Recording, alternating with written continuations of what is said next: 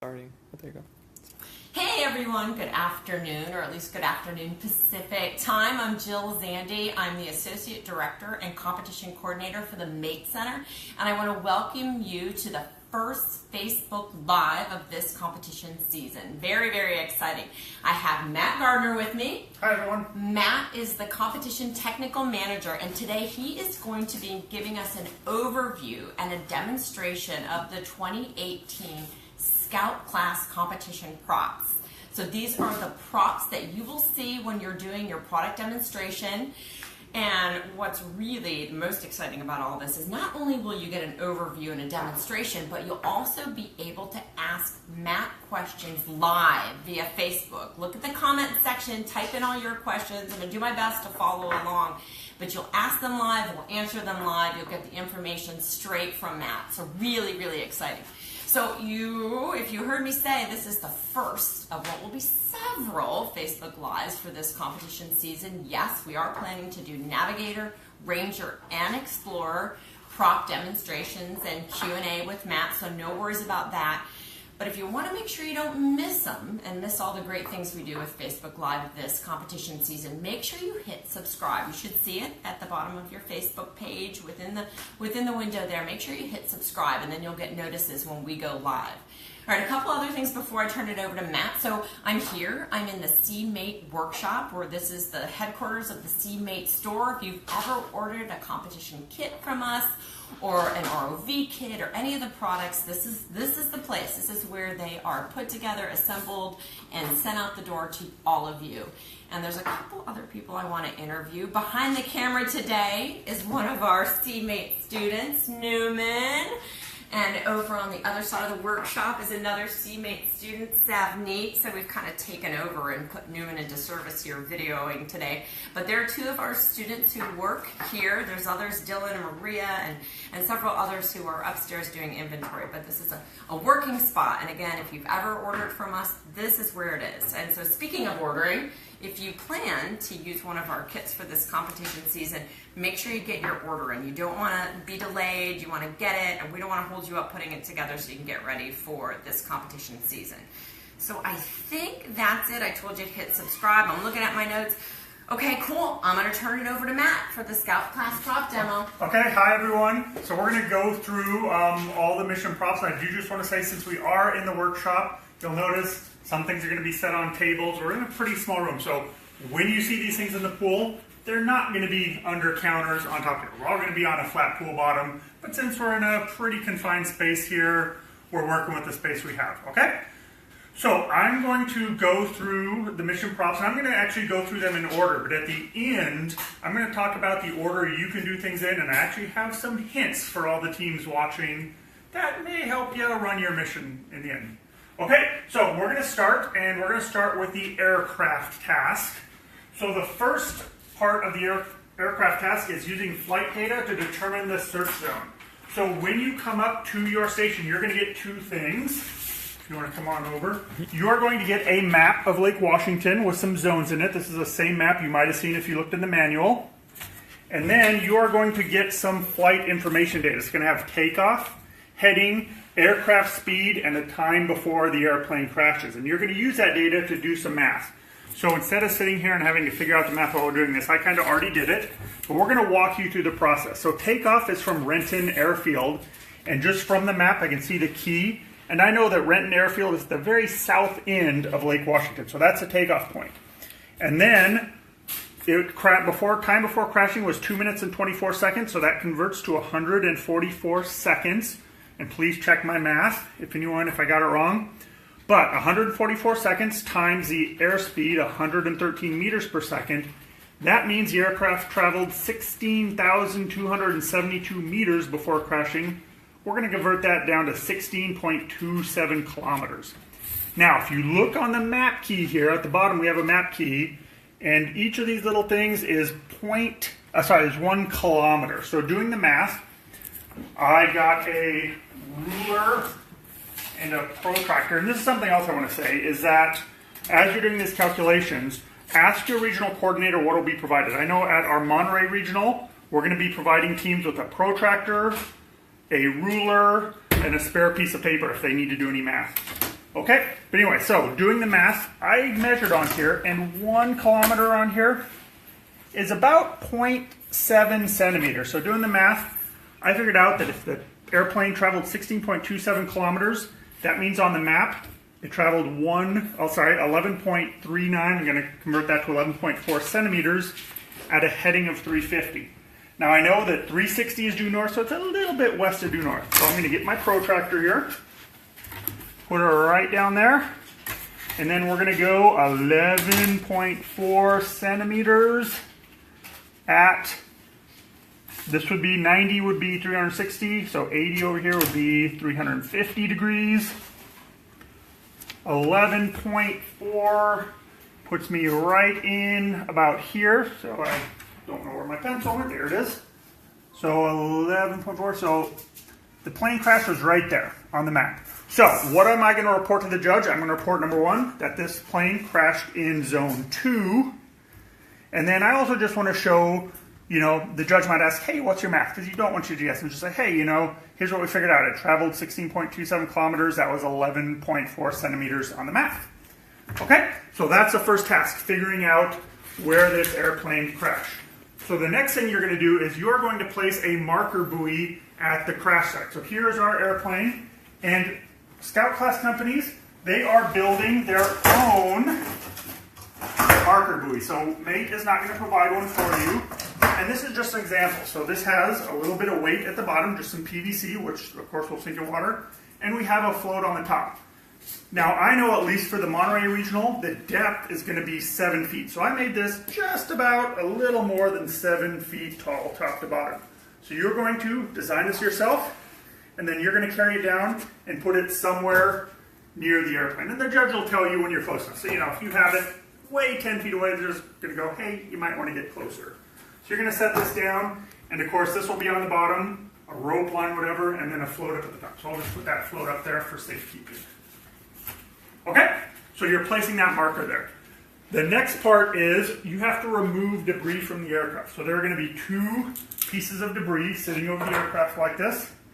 And it's just simple U-bolt at the top where you can grab it, and pretty simple design. And you're going to get points for 2 things. Number 1, if you pick it up, you're getting points for that. And picking it up means that it's under control of the ROV, no longer in contact with the bottom of the plane. So if you're just kind of pushing it along, that doesn't count. You actually have to pick this up under control of the ROV.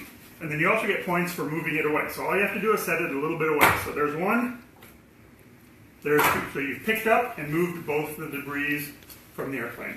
Question! We have a question. Yay! We have a question from Dana. Hi, Dana. And she asks, are there requirements for the marker? Are there requirements for the marker? The only requirements are that something's on the bottom, you have a float on the surface, and something that attaches that weight-ish on the bottom to the float on the surface. So as I said, this is a pretty simple one. Float, line, and a weight. But other than that, it's pretty much up to you. Good question. And you can color coordinate it too. Yes. Right? I chose not the sure color about one. the color. Anyway. I had pink flotation and red rope from last year. Okay, so we've moved the debris off. And then, this is your airplane. You have a weight up front, a little design, and tail back. Now this is made out of ABS, so this is actually going to float. So when you are in the water, it's going to be floating like this, okay? And then, on the surface, you are going to have an air pump and some airline tubing that ends with some PVC down here. So just like that, just got it, the airline tubing taped to this. So you're going to attach this somehow to your ROV. If your ROV is made out of PVC, leave an opening where you can plug this in. If your ROV is not made out of PVC, maybe I'm going to tie a chunk of PVC on it, or you can just hold this. And then you're going to bring this down with your ROV, hold it underneath this, like that, and of course this will be up. And then you are going to, someone on your team on the surface, is going to start pumping this. As you pump this, air is going to be coming out down here. And as you pump down air, there's going to be more and more air filling this up. And eventually, when you get enough air to overcome the weight, this is going to jet up to the surface. Woohoo! Okay? We got another question. You Yes. ready? You ready? All right, Dana says, or asks, how far away does the debris have to be moved from the place to count?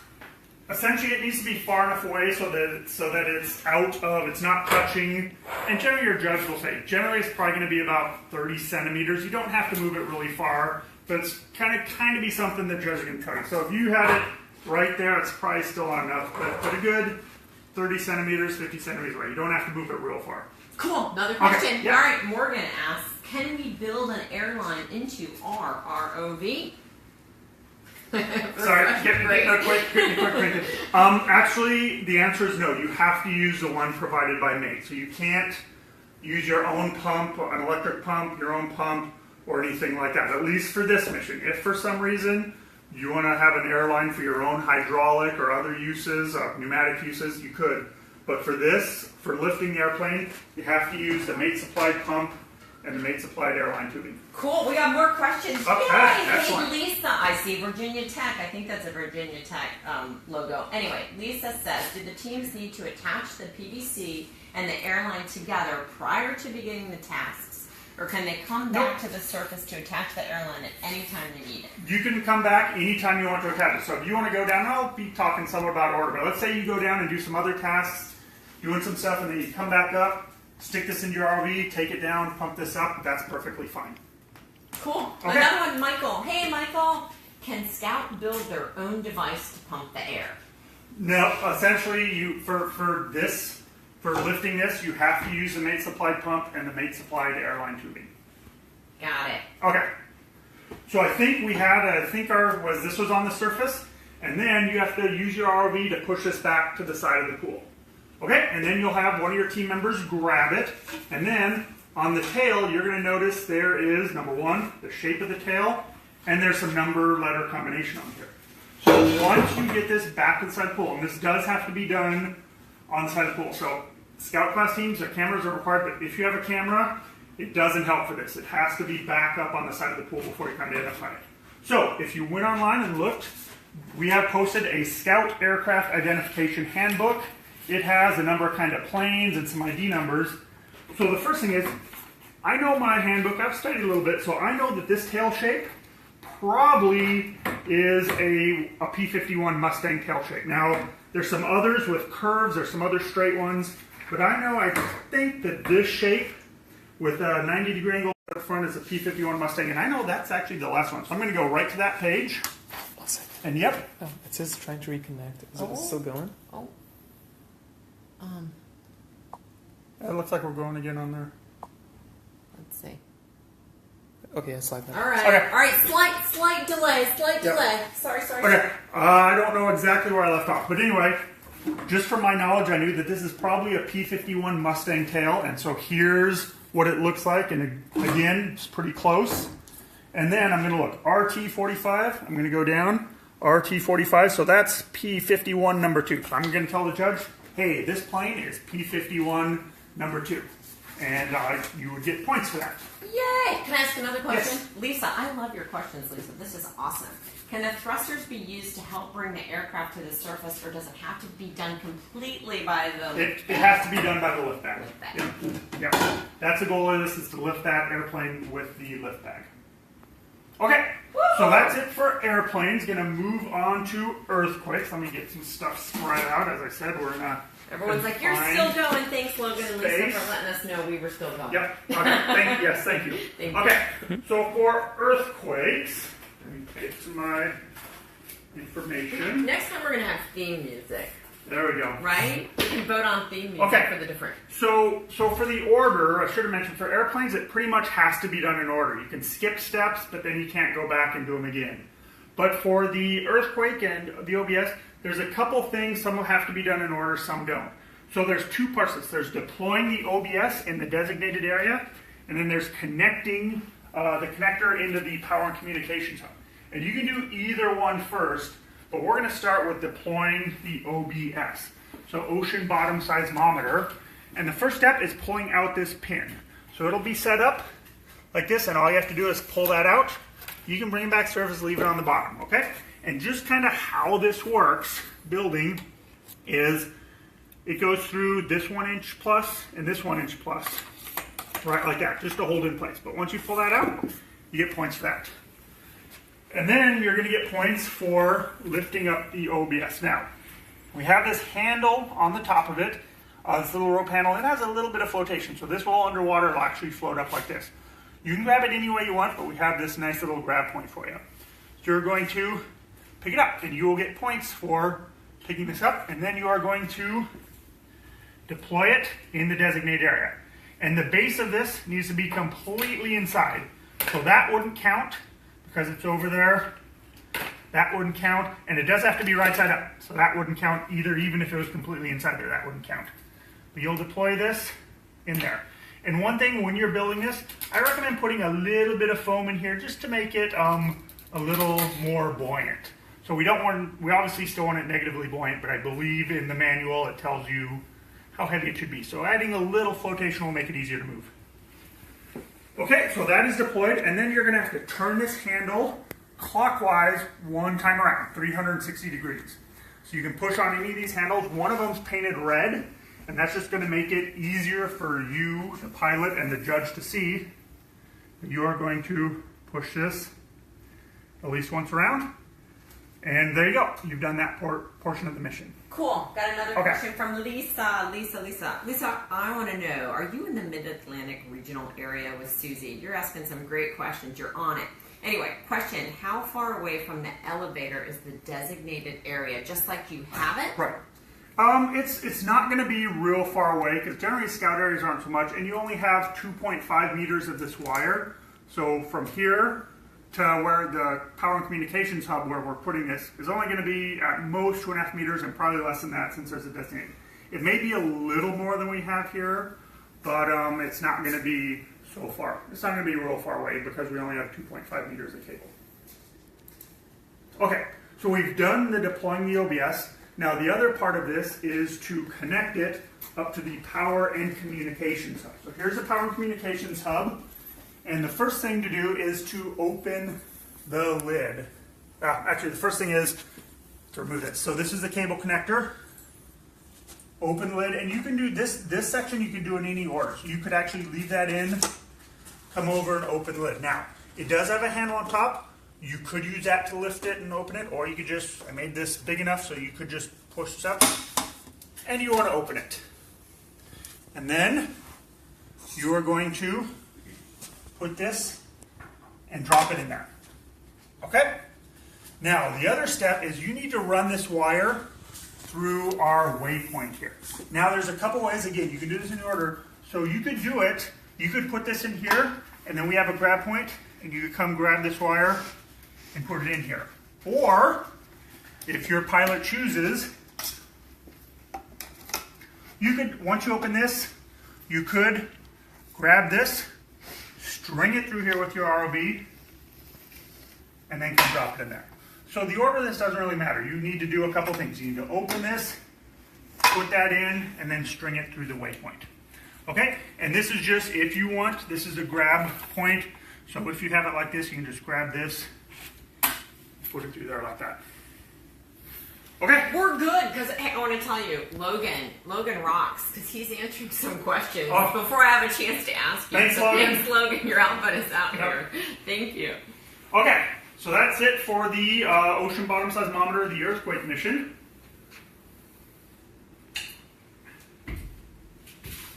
And let me just, again, since we are in a somewhat confined area, I'm just going to kick this all underneath off the side.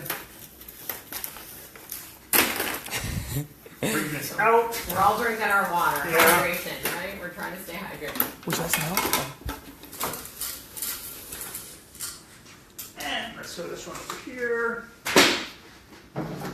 It'll be down there somewhere I as love well. the seagrass. Yeah, I made a bunch of seagrass this weekend. I know. Hey, it was fun. Okay, so for task energy, essentially there's a lot of equipment to install. There's the turbine, there's the Iamp, there's a mooring. But the first thing you're going to do is you are going to... Oh, wait, I got a question. Yeah. Sorry, Morgan asked, did he demonstrate the proper placement for the waypoint? The waypoint is just going to be somewhat between the power and communications hub and the designated area. Maybe offset a little, so it's not like a straight line. And then the line needs to go, it needs The to line, go between yeah. them. So the line needs to go through.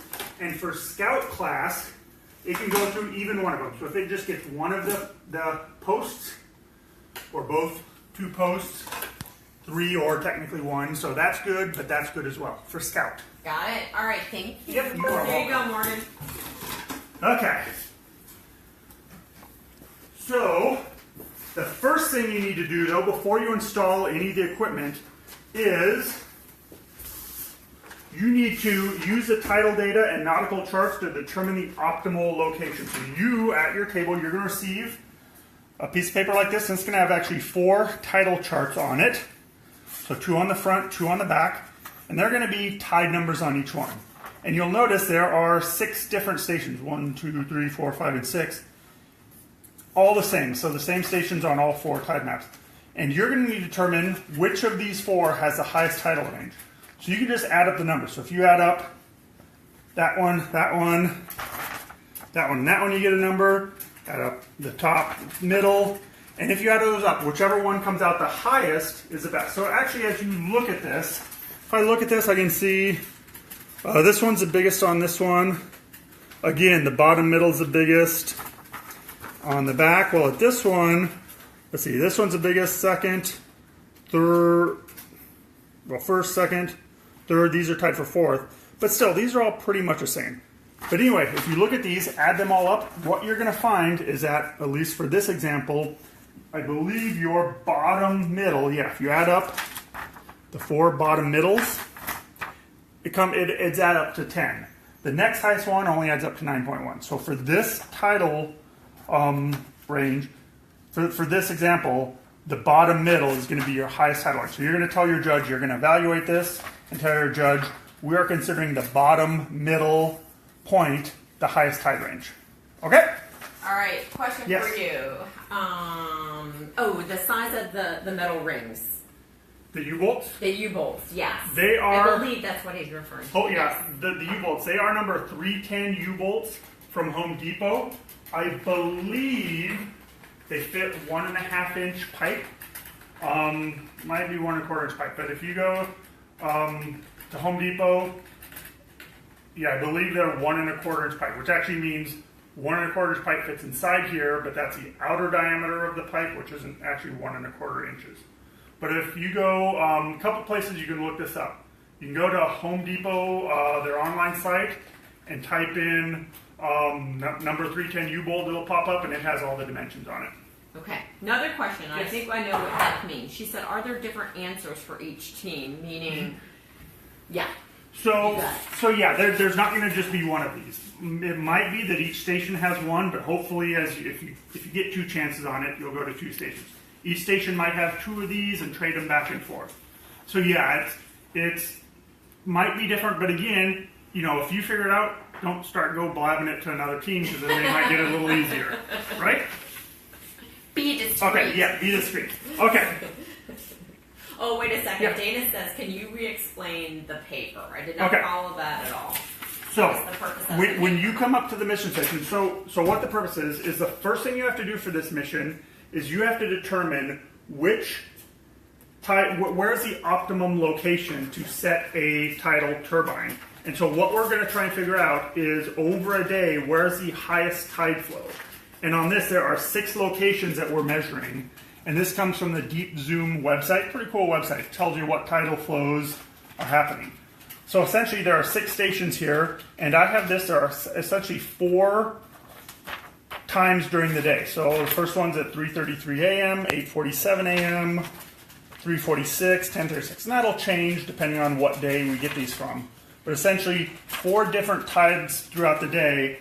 And what you're going to do is you are going to figure out which of these 6 stations has the highest tide flow forward and back every day. And we have the tide numbers here. So essentially, at this point, at 3:33 a.m., at this point, which is the bottom middle, the tide was flowing at 2.1, well, they use knots here, which is fine. So 2.1 knots. Up here is flowing at 1.9 knots. Over here, 1.7. So what you're going to do is once one of your team members is going to evaluate this and determine which of these 6 points has the highest tidal flow throughout the day. And you can actually do that just by adding the numbers. So if you add the top left, sorry, I'm looking at it upside down. If you add up the top left, top left and top left, you'll get a number, that's sum. If you add up the top middle, you'll get a sum. If you order up the top right, you'll get a sum of those four.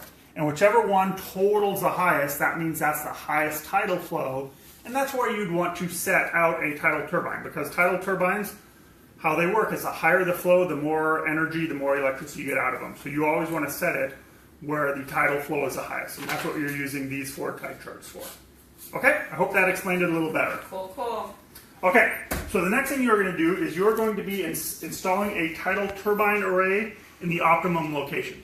So even though we figured out which of these 6 was the optimum location, we actually only have 1 underwater. We don't want 6 spots down there, so we only have 1. And then on the surface side of the pool, you're going to have this nice tidal turbine array here, and you're going to pick this up, and you're going to carry it down, and you're going to put it in here. So this is a 3-inch to 2-inch adapter and some 2-inch pipes. So it can go in any length. So there you go. Drop it in there. Again, it's got this nice U-bolt as a carrying point, but if you wanted, you could carry it like this, drop it down however you want to carry it, and put it down in there. Okay? So the next thing you're going to install is a Iamp, an intelligent, adaptable, what is it again? Monitoring package. Monitoring package.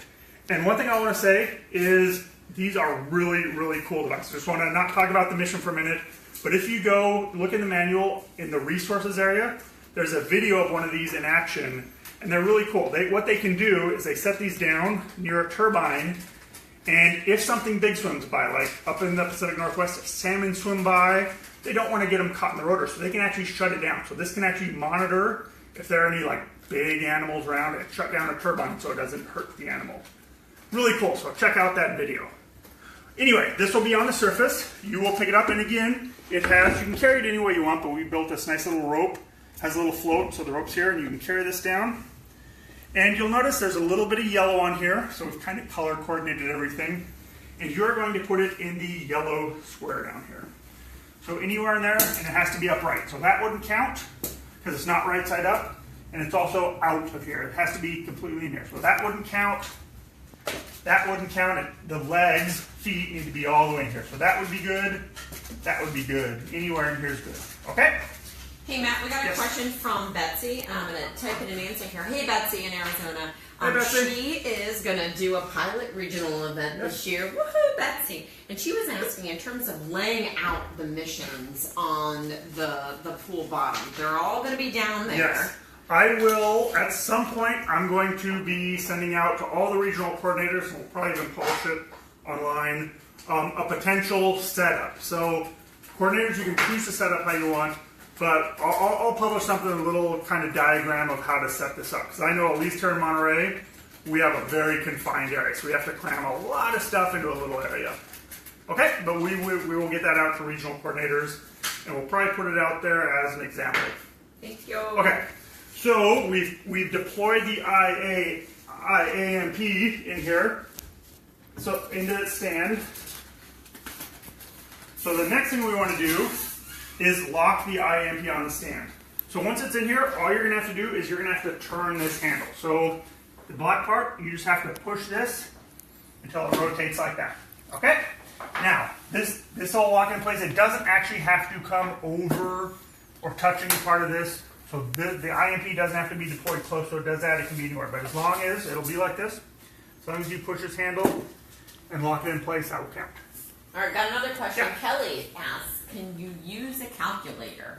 Yes, you can. Oh, are you talking? Yes, at any point, either for the aircraft mission or the tide. Yep, you can use a calculator. Again, you might want to, sorry, I should be talking here, not to the computer. You want to ask your regional coordinator what they provide. I know I said at the Monterey regional, we're going to be providing protractors, rulers, spare paper. We are not going to be providing a calculator, but you can bring one, yes. Okay.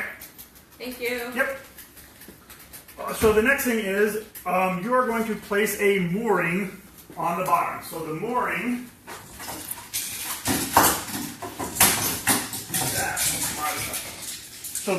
has a base, and again we've color coordinated everything. So the orange base, it's going to go into the orange square. It's got a base, And it's got a flotation package, and then in the middle it has a cross with some PVC sticking out of it. And again, the height of this is going to be determined by the depth of your pool. So again, ask your regional coordinator, or your regional coordinator probably might have put out a document that says, hey, the pool is so deep. And I know, I built this course for our regional where it's going to be 7 feet deep. So this is a little more than 7 feet tall, all told. Actually quite a bit more, it's about 9, but that's okay. So you are going to grab this and you are going to deploy it.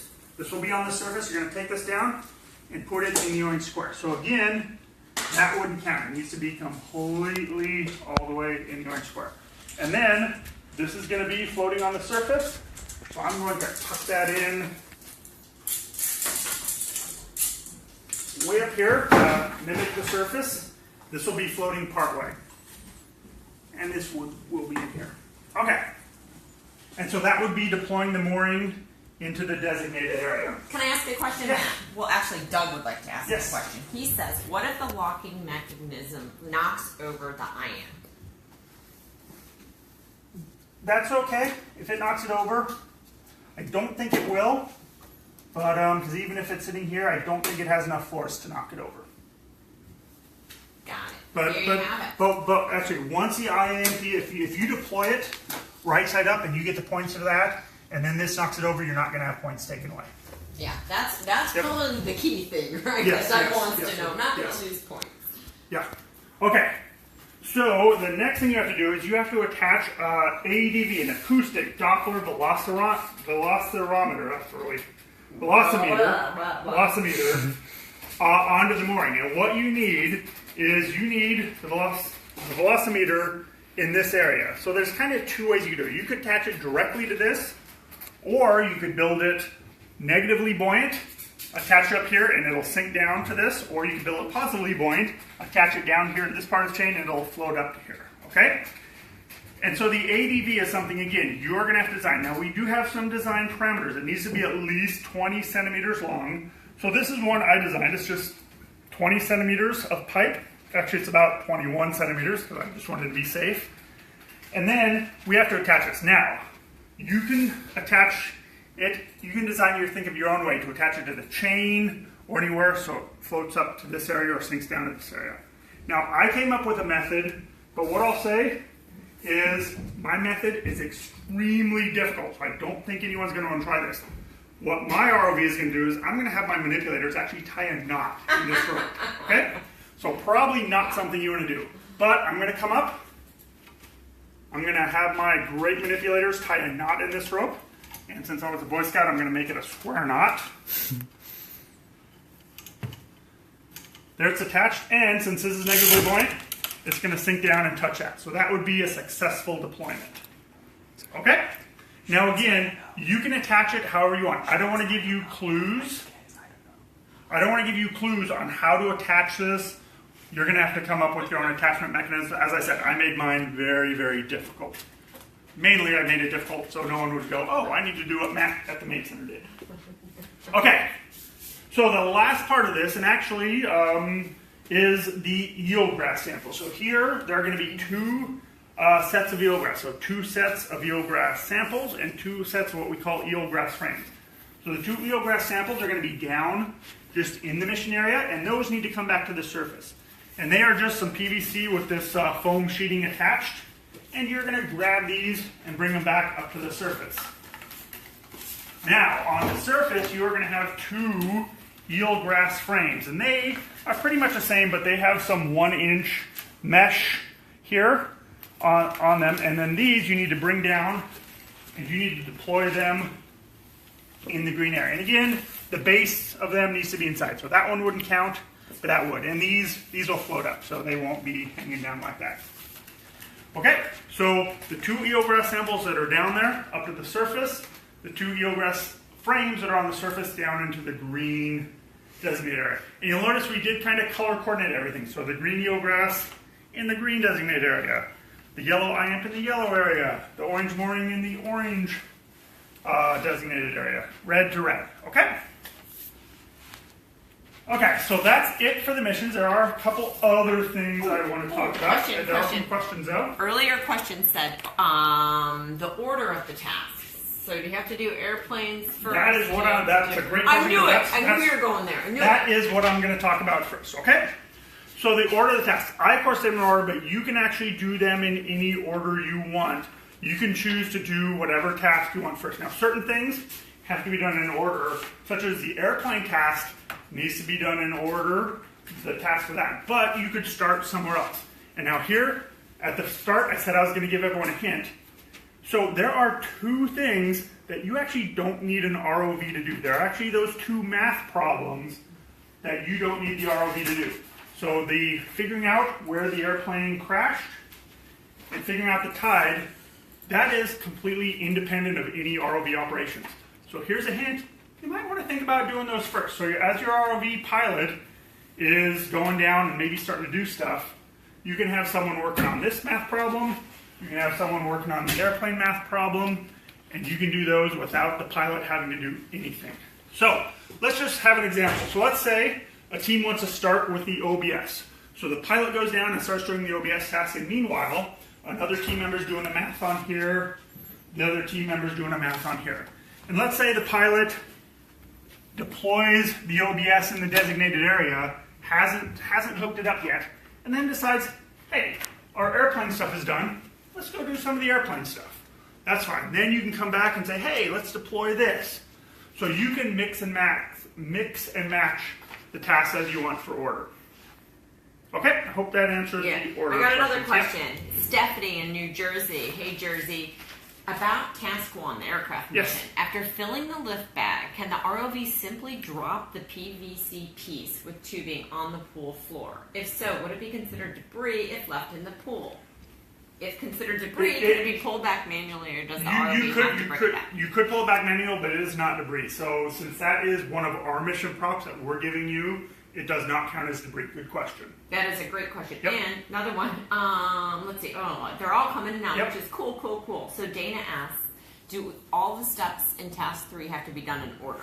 No. So for task 3, the energy task, so you need to do, well, before you deploy an equipment, so the equipment is the turbine, the Iamp, and the mooring. Before you deploy that, you need to figure out the tidal area. However, let's say you just can't figure this out. You can skip this. You can't come back later and get it, but you can skip those points and start deploying. The eelgrass part of it is totally independent. You can do the eelgrass before you do anything else here. But for the equipment, you can deploy it first. So you could deploy the mooring first, then put in this, then put in the Iamp, and then lock it. You do, of course, have to put this in before you lock it. So if you haven't put this in, you can't go, hey, I locked it, because nothing's there. That's just kind of logical. But no, for task 3, essentially the only rules are before you deploy any of this equipment, you need to find the optimum region, tidal region. And there was a question about the number of team members that on the pool deck. Now, the number of team members total can be many, but on the pool deck. On the pool deck, you only get 4 people, up to 4 people. If you only have 3, you can bring 3. You can have up to 4 people on the pool deck. This is my favorite all-time question. Frank, I love your question. This is so out of context. I have no idea what this is and what is it doing on my timeline. Frank, this is the Mate ROV competition, Scout class competition prompts, demonstration, explanation, Q&A. So hopefully you're getting this feed because you or your son, daughter, students are participating in the ROV competition. That's why it's popping up. And then someone else asks, okay, when are we done? We'll be done shortly, but this will be posted. You'll be able to access it on our Facebook page. And then we'll also take it, we'll put it up on our YouTube page, on Vimeo, and then we'll post links to it on our competition page under Scout. So don't worry, you'll be able to get to this once we're done. Yep. Let me see. Yep. Does each team member have to be on the deck at some point, or can some just help behind the scenes? No, so if your team is more than 4 people, you can have the same 4 do, if you get 2 chances. I know in Monterey we give teams 2 chances at the underwater portions. I think most other regionals do that, but maybe not all of them. But you can switch out team members as you want. You can have the same 4 do it, or you can have 4 different ones, or you could keep the same pilot and have the 3 others be different, however you want to do it. But that is between the 2 different missions. You can't, during one mission run, switch team members in and out. So essentially, if you have 4 coming up to do this run, it's those 4 doing that run. Now, as said, if you get a second chance, you can switch up team members, but not during a mission run. Cool. And then Jeannie asked, Jeannie, I will tell you, the PVC doesn't need to be a certain color. Our prompts will be painted a certain color. So essentially, I painted things to color coordinate. As I said, the eelgrass goes in the green. And one of the reasons I did that is we have a whole bunch of designated areas this year. We have the eelgrass designated area. We have the OBS designated area. We have the mooring designated area. And we have the Iamp designated area. Now, we don't always call them designated areas, but that's pretty much what they are. So I wanted to just kind of color coordinate things so people, as you're flying, pilots would kind of know where things go. Got it.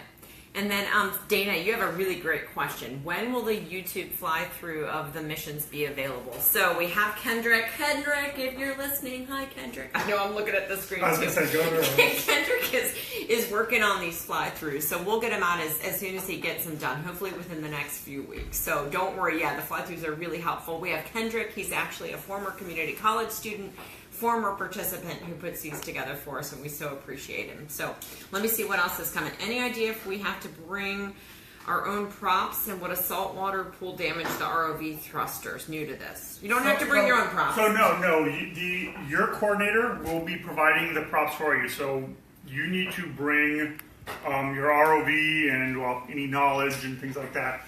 For the question about if you have a saltwater filtration pool, it shouldn't damage your ROV unless you have loose connections. So if you didn't waterproof your soldering joints, or if you're using motors that are not waterproof, a saltwater filtration pool is going to cause you lots of problems, but also you probably won't be able to go because those are against our safety regulations. So if you're using a waterproof motor such as our bilge pump motors that you get with our kits, and you are waterproofing your wires, which if you look on our website, we have some methods for waterproofing. Pretty much you solder the wires together and then use some hot glue and shrink wrap to waterproof those. If you do that, you should be okay in a saltwater filtration pool. If things start going bad, it generally means you have an electrical leak. Yes. And hey, so Lisa, you said as each regional, will they have the props? Will each regional have the props painted like we do? Maybe, maybe not. That's a good question for your regional coordinator. Yeah. It's likely they'll follow along, but if they run out of orange paint, they might choose to make that, I don't know, purple instead. So that's a great question for your coordinator. Yeah, and like I said, just because we have so many different designated areas, I'm going to advise the regional coordinators, try and do some color coordination, but again, it may not always happen. Oh, is it the people who finish everything first who win? No, because this is only... It's out. The live is out again. Oh. Let's see. It says it's recording instead of being live. Oh, there it goes, live back. Okay, sorry. So the competition, the product demonstration is just one piece of it. We have what's called the engineering and communication components, which include a poster display, a technical report, and a presentation. Now, your regional may not require all 3 of those, but they should at least require 2. So your team's also going to be scored on those things. And that added to the props, or the mission score, the safety score. So check out the competition manual. At the very beginning, there's a scoring overview, which will tell you all the different points for all the different pieces of the competition. It's not just who does well in the pool. I don't know if you want to add to that. It is also talk to your regional coordinator, because Jill mentioned, you have your engineering presentation. Sorry, the names change every so often. Engineering presentation, a tech report, a poster. You may have corporate responsibility, but generally, not all of those are required. So hopefully your regional coordinator put out a document, or talk to your regional coordinator and ask them what components are required. Because I know, at least at Monterey, we do the underwater portion and then only 2 of the other requirements. So they may all not be required, but as Joel said, those other things are almost half your score sometimes. Right, so they're important. And then I know, Michael, sorry, you were asking something about ABS pipe, and I kind of lost that thread. So if we don't answer it here, just put a post to the FAQ board, which is also a very good plug. This is a great time to plug the FAQ board. I'll turn it back to Matt. You can. So yeah, we're gonna end this fairly soon. So if you have your questions, answer them. But if you have questions beyond that, you can go on the FAQ board. Let me talk. I don't know if the question got in fully, but ABS pipe. So this ABS extruded pipe actually has a lot of air bubbles in it, so it floats. ABS is not available everywhere. I know here in California it's pretty easy to get, but I know some states you don't have it. So if you have to use, or if your coordinator is using PVC pipe, 3-inch PVC pipe for this, that's saying, so what you'd want to do is just put a little bit of flotation in here, because especially for this, you want this to float. Okay, I hope that answered your question. I know we didn't get it fully, but that's my usual ABS versus PVC discussion. Yeah, and so there was a question, I think it's still up there, how do you win? Well, you design and build a really cool functioning ROV that can complete the mission tasks, or most of them. You practice. Matt preaches that all the time. And then you look at the requirements for the poster, for the report, for the presentation, and you look at the rubrics, and you really look at how your team is going to be evaluated. And so if you can look at those rubrics and walk through how the judges, that's what the judges are going to use, the rubrics. You can walk through that, and you can work with your students, guide them along the way, and get them prepared. You're going to do really, really well. And remember, I know this sounds very trivial, and people don't always appreciate it, but it's not about winning, right? It's about the learning experience. It's about the journey. It's about what you take away from the experience. It may not be a trophy. It may not be first place, but there should be a lot of learning, a great positive experience, good community building. And so that would be my advice to you on how to win. I don't know if you have anything else to add to that. I would say, we provide the build. There was a build document for these. So, Jill said, as I always say, practice. Build the mission props, practice, figure out. Now, your timing may change, but I know in Monterey we only give you 10 minutes to do all of this. Probably not enough time to do everything. You can always prove me wrong. So look at what you can do the best, fastest, things like that. And again, practice. And again, it's not about winning; it's about learning. So another question: can we practice there? Amy, I don't know where there means. So in Monterey, we will have practice days. Your regional may offer practice days, and before the competition actually starts, your regional coordinator may offer you some in-pool practice time. I don't know that for sure. That's a good question. And then somebody else asked if we could provide a sample worksheet for the students to practice for the airplane and title math problems. So in the manual, there is an example in the manual. If you look, I think Newman got a close-up of the example I used, so you can run through that one again. But one of the things I would do is, I know this map, you should be able to get this map. I don't know if we have this one published, but you can actually, this is half of what we did publish in the manual.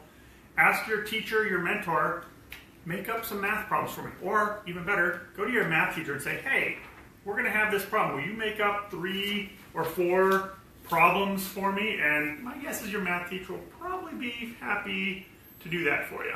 Yeah, they'll be happy that you're asking. Yes. So I just wanted to say to Robin, who gave us a shout out, she gave a shout out to you and to me and to Newman, our cameraman, the camera person. So thanks for that. And so did Lisa. So cool. We do this for you. Hopefully you got all you need.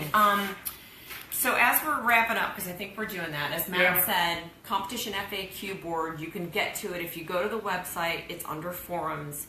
Post stuff there. But before you post your question, just do a quick look through to make sure that it hasn't already been posted, because somebody might have already asked that question and it's been answered and you don't need to repost.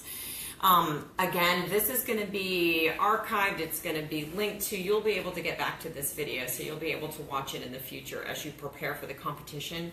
Now, I mentioned at the beginning, and I'll say it again, this is the first of what we know and expect to be many Facebook Lives this competition season. And actually, we will be doing Navigator next Monday. So Navigator class competition prop overview, demonstration, Q&A will take place on Monday at same time, 1 p.m. Pacific time. You'll get a notice about this. We'll put it out there, but I just wanted to say that. Don't forget to subscribe, right? That's the way you'll be able to get notifications that we're going live.